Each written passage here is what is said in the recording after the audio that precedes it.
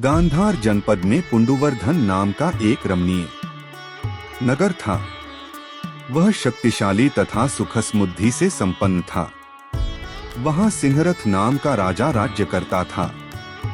जैसा उसका नाम था वैसा ही प्रजा के साथ उसका व्यवहार था। एक बार राजा को उत्तरापद से उपहार स्वरूप 2 घोड़े प्राप्त हुए। उसने उनका परीक्षण करना चाहा। एक घोड़े पर राजकुमार सवार हुआ तो दूसरे घोड़े पर राजा। दोनों अलग अलग दिशाओं में वन विहार के लिए निकल गए। राजा जिस घोड़े पर आरूढ़ था वह वक्र शिक्षित घोड़ा था। जो जो राजा उसकी लगाम खींचता घोड़ा रुकने के बजाय तेजी से दौड़ता जाता।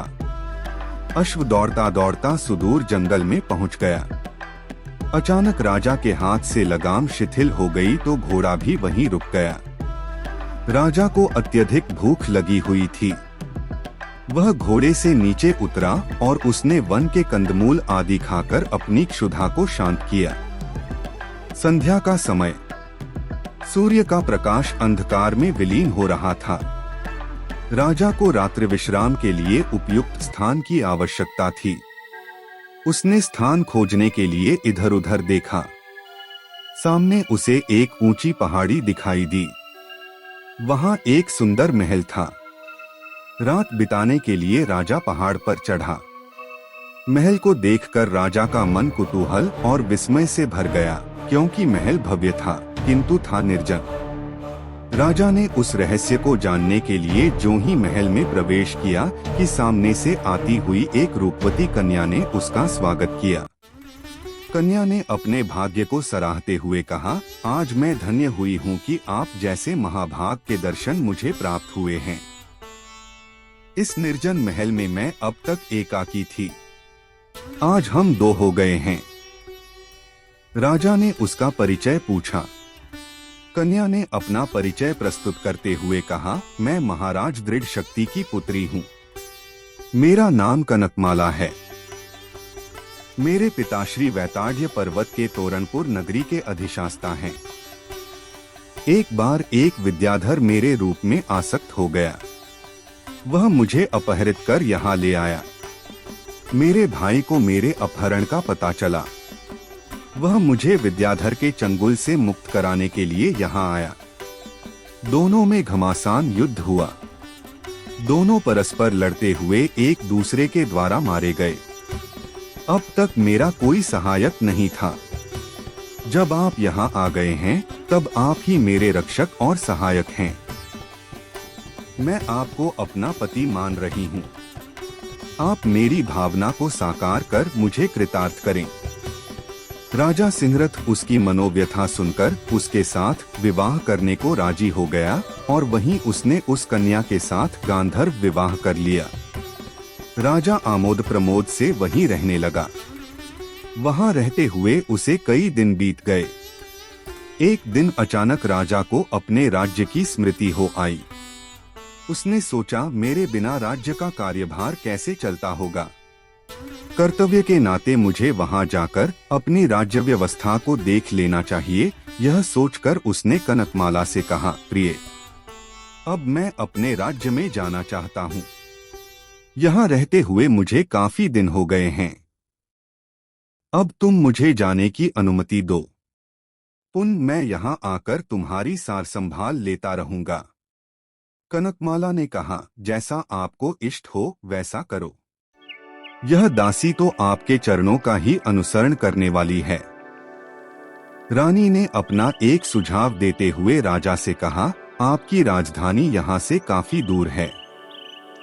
उस स्थिति में घोड़े पर सवार होकर आपका वहां जाना काफी कठिन है। मेरे पास प्रज्ञप्ति विद्या है, उसे आप साध लें। उसके प्रभाव से आपका वहां तक पहुंचना सुगम हो जाएगा, रास्ता भी निरापद हो जाएगा। राजा ने कनकमाला की बात मानकर विद्या की आराधना की। विद्या सिद्ध हुई और वह उसकी शक्ति से कुशलक्षेम अपनी राजधानी पहुंच गया। जनता ने अपने राजा को पाकर सारे नगर में अपूर्व उल्लास मनाया। सामंतों ने अत से लेकर इति तक राजा के मुख से सारा वृत्तांत सुना। सबने आश्चर्य और हर्ष मिश्रित प्रतिक्रिया व्यक्त को। अब राजा 5 दिनों के अंतराल से कनकमाला से मिलने के लिए उसी पर्वत पर जाने लगा। कुछ दिन वहां रहने के पश्चात वह पुनः अपनी राजधानी लौट आता। उसका यह क्रम निरंतर चलने लगा। जब लोग राज्य के अधिकारियों से पूछते कि राजाजी कहाँ हैं, तब उनका उत्तर होता कि राजाजी पर्वत पर गए हुए हैं। उसी के कारण कालांतर में राजा का नाम सिंहरथ से नगति पड़ गया। एक दिन राजा मंत्री के साथ वन विहार के लिए निकला। मार्ग में उसकी दृष्टि एक आम्र वृक्ष पर पड़ी। वह आम का वृक्ष उसके मन को भा गया। वह आम के फलों से लदा हुआ था। उस पर मजरियां आई हुई थीं। कोयल अपने मधुर स्वर से कुहक रही थी।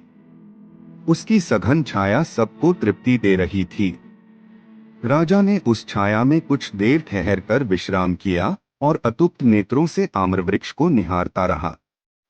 अंत में जाते समय उसने अपने हाथों से कुछ आम तोड़े, उनका रसास्वादन किया और मधुर आमों की प्रशंसा करता हुआ वह अपने गंतव्य की ओर प्रस्थित हो गया।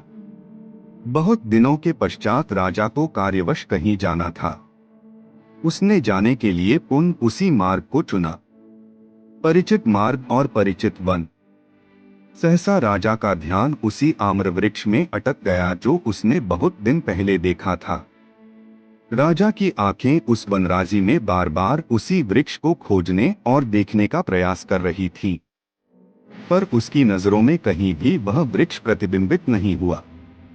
राजा की अकुलाहट और आंखों की भाव भंगिमा को पढ़कर मंत्री समझ गया कि महाराज अवश्य ही कुछ जानने अथवा देखने के मूड में हैं। तभी वे बार बार अपनी दृष्टि और ग्रीवा को इधर उधर घुमा रहे हैं।